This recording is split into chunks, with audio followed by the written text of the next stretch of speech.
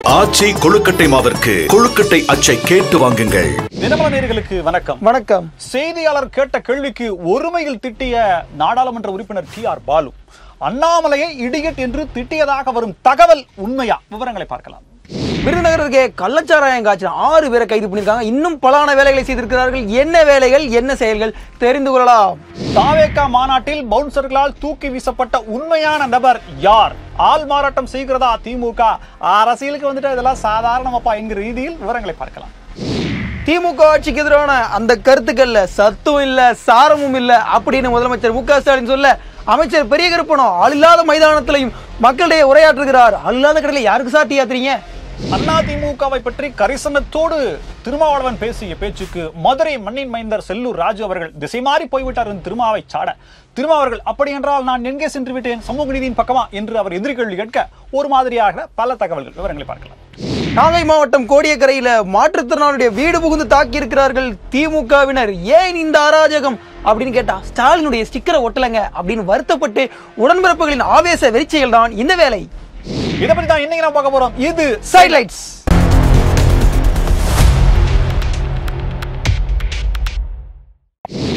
ஓப்பனிங்ல சொன்ன கருத்துக்களுக்கு போறதுக்கு முன்னாடி ஒரு குறுந்தகவலை பார்த்துருவோம். அது என்ன குறுந்தகவல்? நேத்து நம்ம முதலமைச்சர் அவர்களால யூடியூபே பத்தி எரிஞ்சுது. பத்தியெல்லாம் எரிஞ்சுதா? அவர் கொடுத்த ஸ்பீச், பீகார்ல போய் அந்த மண்ணுல கொடுத்த ஸ்பீச் அப்படிங்கிறது, அந்த ராகுல் காந்தி ராஜீவ் காந்தின்னு சொன்னாரு அதுவா? அதேதான். அதாவது ஆரம்பத்துல ஸ்கிரிப்டடு இதுதான். தெளிவா சொல்றார், இறந்து போன எங்க அப்பாவை ஞாபகப்படுத்திட்டீங்களே. அதுக்கப்புறம் என்னன்னா, அதை எடிட் பண்ணி வேற மறுபடியும் ஒரு போஸ்ட் பண்ணிருக்காங்க. என்னன்னு அதே கட்டுரையில அதே பேச்சுல கடைசியில ராகுல் காந்திக்கு தேங்க்ஸ் பண்றாரு. அந்த ராகுல் காந்தி எடுத்து அந்த ராஜீவ் காந்தியை நீக்கிட்டு சும்மா என்னமா ஒட்டிக்கிறாங்கவோ அப்படின்ற மாதிரி சிறப்பான ஒரு சம்பவத்தை வந்து. இன்னொரு விஷயம் என்ன அப்படின்னா, அவர் என்ன பேச போறாரு அப்படிங்கறத A4 ஷீட்ல தமிழ்ல அவருக்கு ஒரு காப்பி, ஹிந்தியில மொழிபெயர்க்கப்பட்டு அது வந்து அல் புகாரி அப்படின்ற ஒரு நபர் கூடவே சார்ட்டர்ட் ஃபிளைட்ல அவரும் போயிருக்காரு. ஆமா, அவருக்கு ஒரு காப்பி. இதுல என்னன்னா அப்படியே சிலாகித்து போட்டுருக்காங்க. என்ன அருமையா மொழிபெயர்த்திருக்காங்க பாருப்பா, 10 படிக்கிறதுல என்னப்பா மொழிபெயர்ப்பு அப்படின்ற மாதிரி இருக்கு. சோ இந்த மாதிரி எல்லாம் நடந்திருக்குது. இதுதான் திராவிட மாடலினுடைய கைங்கரியங்கள். என்ன நடந்தாலும் அதை சரி செய்து விடக்கூடிய திறமைசாலிகள் அங்கு நிறையவே இருக்காங்க. டி.ஆர். பாலு ஐயா அவர்களை ரொம்பவே கோவப்படுத்திட்டாங்க.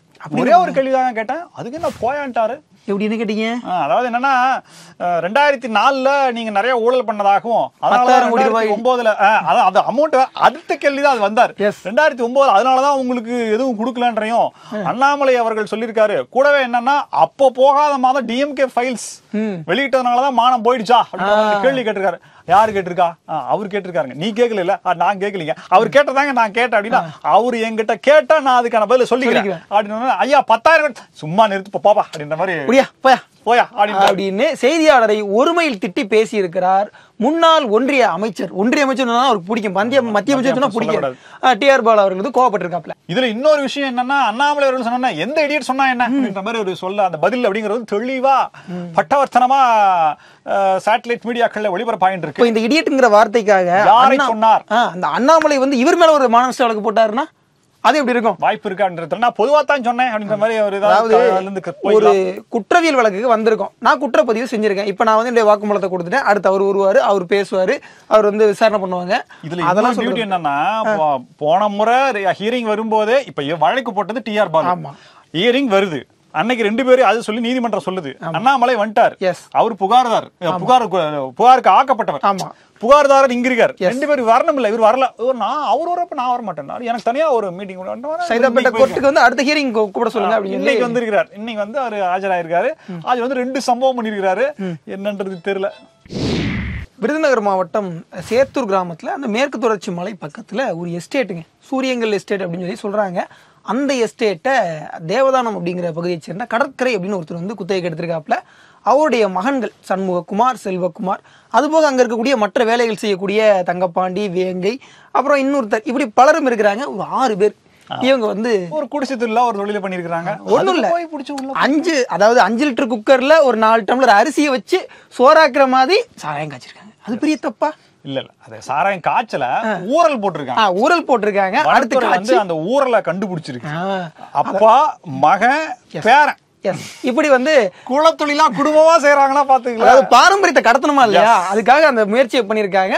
அப்படி பண்ணும்போது சாராயம் குடிக்கும் போது சைட்ஸ் வேணாமா, அதுக்காக 2 நாட்டு துப்பாக்கியை வச்சு பியூ அப்படின்னு சுட்டுருப்பாங்க. எஸ், ஒரு பன்னி குட்டி, ஒரு காட்டு பண்ணிய, ஒரு மானை சுட்டு அதோடைய கறியை வந்து சைடிஷா வச்சு சாப்பிட்டு இருக்காங்க. என்னப்பா என்ன வாழ்க்கை, இப்படிப்பட்ட வாழ்க்கையை மேற்கொண்டு பன்னிக்கறி சாராயம் வேற என்ன வேணும். எஸ், இந்த மாதிரியான ஒரு ஆரோக்கிய பால் வாழ்க்கையை அவங்க மேற்கொண்டதற்கு பிறகு ரொம்ப வருத்தப்பட்டு வனத்துறை வந்து வனவிலங்குகளெல்லாம் அவங்க வந்து கொள்றாங்க அப்படின்னு சொல்லி அவங்க 2 பேரையும் கைது பண்ணி, அதுபோக இந்த 2 துப்பாக்கி. என்ன பிரச்சனை அப்படின்னா, காய்ச்சினது எவ்வளவோ அதுல பாதியை பங்கிட்டு இருந்தாங்கன்னா இந்த பிரச்சனை வந்திருக்குமான்ற கேள்வியை முன்வைக்கிறாங்க. சார் நீங்க கொண்டு போய் கொஞ்சம் வித்துக்கங்க சார், நான் கொஞ்சம் கொடுத்துக்கிறேன் சார். சுட்ட விலங்குல போனெல்லாம் இவங்க எடுத்துக்கிட்டு போன்லெஸ் மீட்டை கொஞ்சம் அப்படி தள்ளிருந்தாங்கன்னா இந்த பிரச்சனை வெளியே வந்திருக்குமா அப்படின்னு கேள்வியை முன்வைக்கிறாங்க. அப்போ வனத்துறை வந்து கொடுத்துறோம் சார், கட்டிங் வாங்கிக்கங்க அப்படின்னு சொல்லி டீல் பேசாம விட்டதுடைய விளைவு தான் இந்த பிரச்சனைகள் அப்படின்னு சொல்லப்படுது. இருந்தாலும் கூட 6 பேரையும் கைது பண்ணியிருக்காங்க, 5 பேரை கைது பண்ணியிருக்காங்க. இன்னொருத்தர் ஓடி போயிட்டார் போல, அவங்க எல்லாம் தேடிக்கிட்டு இருக்காங்க. சோ இந்த பிரச்சனை வந்து பூதாகரம் ஆகுமா இல்ல அமுக்கி மூடப்படுமா அப்படிங்கறத பொறுத்து. கள்ளச்சாராயமே இல்ல அங்க ஆட்சியில எதுவுமே கிடையாது, பாலாறும் தேனாரும் தான் ஓடுது. காவிரிலையும் சரி வைகையிலையும் சரி அங்க மட்டுமே ஆரோக்கிய பால் மட்டும் தான் ஓடுதுன்னு சொல்லிட்டு இருக்காங்க. ஆனா கள்ளச்சாராயம் மீண்டும் கள்ளக்குறிச்சியை போல ஞாபகப்படுத்தி இருக்கிறது. அணில்களை பிடிக்க போட்ட பொறி, அலரும் அணில்கள் அப்படின்னு சொல்லி நீங்க என்ன வேணா போட்டுக்கலாம். அணில்களுக்கு பொரியெல்லாம் பிடிக்காதுங்க, கனிகள் தான் பிடிக்கும். பொரினா அந்த சாப்பிடுற பொரி இல்ல, வைக்கிற பொரி. ஓ, கன்னி வெடி மாதிரி இருக்கு இல்லையா, அந்த மாதிரி பொரி. அதாவது இதை வச்சு ட்ராப் பண்ணலாம் அப்படிங்கிற மாதிரியான பொரிகள். ஓகே, ஒரு வழக்கு தான் போட்டேன், கதறாங்க அப்படின்ற மாதிரி இருக்கு. யார் வழக்கு போட்டது? வழக்கு என்னன்னா, அந்த பவுன்சர்கள் அந்த மாநாடு 2வது மாநில மாநாடு. ஆமா, ட்ரம்ப் வரைக்கும் போயிடுச்சு இல்லையா தகவல். ஆமா, ரஷ்யாவே மிரண்டுச்சுன்னு சொன்னாங்க. புதினுக்கு பார்த்தா என்ன இங்க 10 லட்சம் பேர் கூட்டிருக்காங்க, 10 கோடி பேர் கூட்டிருக்காங்க அப்படின்ற மாதிரி கேட்டதெல்லாம் அதெல்லாம் விடுங்க. அந்த மாநாட்டுல பவுன்சர்கள் விஜயை நோக்கி போறதுக்கு வந்த ஒரு நபரை அப்படி தூக்கி கீழே போட்டாங்க. அந்த நபர் இந்த நபர் தான் அப்படி சொல்லி அஜித் என்ற நபர் விக்கிரவாண்டிய விழுப்புரத்தை சேர்ந்தவர். அவருக்கு பேட்டி கொடுத்தார். அஜித் வந்து விஜய் பார்க்க வந்திருக்காரு. ஆமா, நான் வந்து வீட்டுல இருந்து வீட்டு வாசப்படியில இருந்து இப்படி எடுத்து வச்சதுல இருந்து அங்க மாநாட்டுல கம்பியை பிடிச்சி அவங்க பவுன்சர் தூக்கி போட்ட வரைக்கும் வீடியோ எவிடன்ஸ் என்கிட்ட இருக்கு. ரேம்ப் வரைக்கும் ஏறின வரைக்கும் எல்லா எவிடன்ஸ் என்கிட்ட வீடியோ எவிடன்ஸ் இருக்கு. நான் பச்சை கலர் கயிறு கட்டிருக்கேன், பாருங்க இந்த சட்டை போட்டுருக்கேன், என்னோட பங்க் வச்சிருக்கேன் பாருங்க அப்படின்ற மாதிரி எல்லாம் வச்சிருக்காப்ல. சரி, மினி தான் கம்ப்ளைண்ட் கொடுத்தியா? ஆமா, இவர் என்னன்னா அது நான் தான், ஆனா கம்ப்ளைண்ட் கொடுத்து அதாவது இது நான் தான் சொல்லி பாதிக்கப்பட்டேன், எனக்கு உடம்பு சரியில்லைன்னு சொல்லி ஏற்கனவே ஒரு நபரும் அவங்க அம்மாவும் பேட்டி கொடுத்திருக்காங்க. ஆமா, அது அவங்க இல்ல பொய்யா கொடுத்திருக்காங்க அப்படின்னு இருக்காங்க. தளபதியை வளர்ச்சி பிடிக்காம கொடுத்தாங்க. வளர்ச்சி பிடிக்காம ஐயோ பணமரத்துக்கு மேல ஏறி நின்னமே, அதுக்கு மேல இருக்காருங்க தளபதி. வந்து அரசியல்ல வளர்ந்துகிட்டே இருக்காப்ல, நாளுக்கு நாள் வளர்றாரு. அது பிடிக்காது யார் வேணாலும் கொடுத்துருக்கலாம் அப்படின்னு சொல்லி சொல்லியிருக்காங்க. யூரியா எவ்வளவு சாப்பிட்டாருன்றது தெரியல. சோ அந்த வளர்ச்சி பிடிக்காம பொய் வழக்கு போட்டிருக்காங்க. இதெல்லாம் எங்களா சினங்கொண்ட சிங்கத்தை, ஐயோ சினங்கொண்ட அணில யாரால கட்டுப்படுத்த முடியாதுங்க அப்படின்ற மாதிரி ராட்சசமா அப்படியே கொரில்லா அதாவது காட்ஸில்லா மாதிரி வளர்ந்துரும். சோ அரசியல் இதெல்லாம் சாதாரண வப்பா அப்படின்ற மாதிரி தான் இருக்கு. இப்பதான பொது வாழ்க்கைக்கு வந்துருக்கீங்க. இது மாதிரி வழக்குகள்லாம் நிறைய வரும். இதெல்லாம் நீங்க எதிர்கொண்டுதான் ஆகணும். வழக்கறிஞர் அணி அப்படின்னு சொல்லி நீங்க வைக்க வேண்டிய தேவை ஏற்படும். அபிஷேக் மனு சிங்வி அவர்களே அதுக்கு தலைவரா போட வேண்டிய சூழலும் ஏற்படும். அதற்கான ஆயத்த ஏற்பாடுகள் நீங்க இப்பயே தொடங்குனீங்கன்னா அதற்கான பெருமையை திமுக எடுத்துட்டு போவோம். நீங்க எப்படி வாதாடுறீங்க, இது எப்படி நிரூபிக்க போறீங்கன்றது நாங்களே பொறுத்து பார்க்கிறோம். இந்திய அரசுடைய வருடாந்திர கணக்கெடுப்புல தொழில்துறையில அதிகமான வேலை வாய்ப்புகள் கொடுக்கக்கூடிய முதல் மாநிலம் அப்படின்னு தமிழ்நாட்டை வந்து முதல்ல வந்து போட்டிருக்காங்க அப்படின்னு சொல்லிட்டு. ஆமா, நியூயார்க் டைம்ஸ்ல நேத்து ஒரு ஆர்டிகல் இந்த மாதிரி தான் வந்து இந்த மாதிரி தொழில்துறை அமைச்சர் டிஆர்பி ராஜா அவர்கள் ஒரு செய்தியை பகிர்ந்திருக்கிறார். இதை வந்து ரீபோஸ்ட் பண்ணி நம்முடைய முதலமைச்சர் ஸ்டாலின் அவர்கள் என்ன சொல்லியிருக்காருன்னா, திராவிடமே நம்மை உயர்த்தும், திராவிடமே நம்மை வாழ வைக்கும் அப்படின்னு சொல்லிட்டு ஒரு ட்வீட் பாஜக உள்ள வந்துரும். அது வேற சொல்றாரு, அப்பா சொல்லிக்காரு.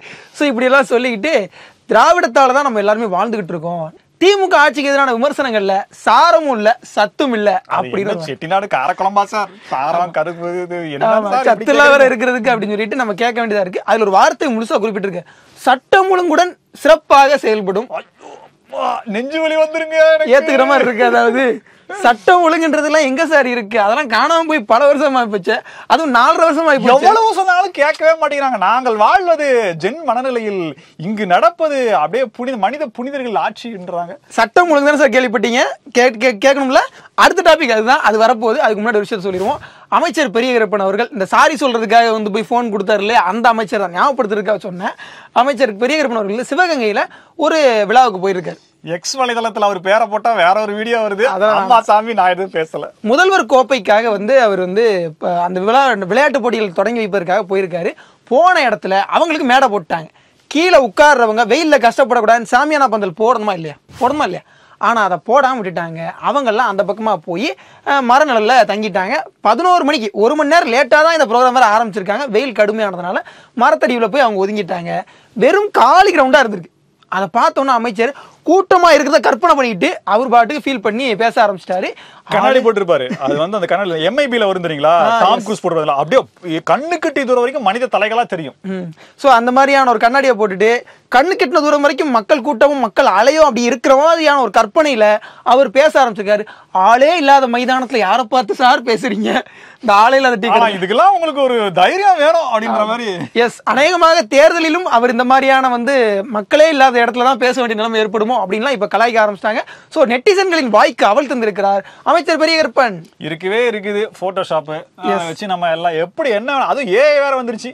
என்ன ஜமாயிங்க சார், உங்க காலம் சார். இனிமேல் அதிமுக விசிக கூட்டணி அப்படி ஒண்ணு நடக்குதா இருந்தபோது, அது முன்னாடி 2006 இருந்தபோது அப்படிப்பட்ட காலத்தை நினைவு கூர்ந்து அந்த அதிமுகவின் மேல் இருக்கக்கூடிய கரிசனத்தின் காரணமாக அந்த கட்சியினுடைய மாண்பை மதிப்பிட்டு அவரு பாஜக போய் இப்படி சேர்ந்துட்டீங்களே அப்படின்ற மாதிரி சில வசை சொற்களை வருத்தப்பட்டு வசை சொற்கள் அவர் தெரிவிக்க, அப்படி தெரிவித்தோம் நீங்கள் பாதை மாறி போய்விட்டீர்கள் என்று சொல்லி மதுரை மண்ணின் மைந்தர் ஐயா செல்லூர் ராஜு அவர்கள் பிஸியான ஷெட்யூல்லையும் இவரை பத்தின ஒரு விமர்சனத்தை அப்படி தூக்கி போட்டிருக்காரு.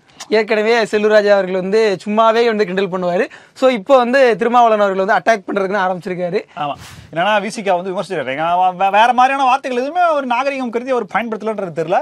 சோ நீங்க வந்து திசை மாறி போயிட்டீங்க, அதாவது திமுக கூட்டணியில் இருக்கிறத பத்தி அவர் விமர்சனம் பண்ணி சொல்றாரு. உடனே செய்தியாளர்கள் கேள்வியில திருமாவளவன் அவர்கள்ட்ட கேட்கறாங்க, மண்ணின் மைந்தர் செல்லூர் ராஜு இந்த மாதிரி ஐயா இந்த மாதிரி பேசியிருக்காங்களா, அப்போ நான் என்ன திசை மாதிரி சமூக நீதி பக்கம் போயிட்டேனா, ஒரே சிரிச்சாக்க பாருங்க, அப்படியே சொல்லாங்களா, அப்படியே கோல்ல சிரிச்சிட்டாங்க. அவ்வளவு பெரிய காமெடி இல்லையே இது அப்படின்னு சொல்லி சந்தானம் சொல்ற மாதிரி தான் இருக்குது.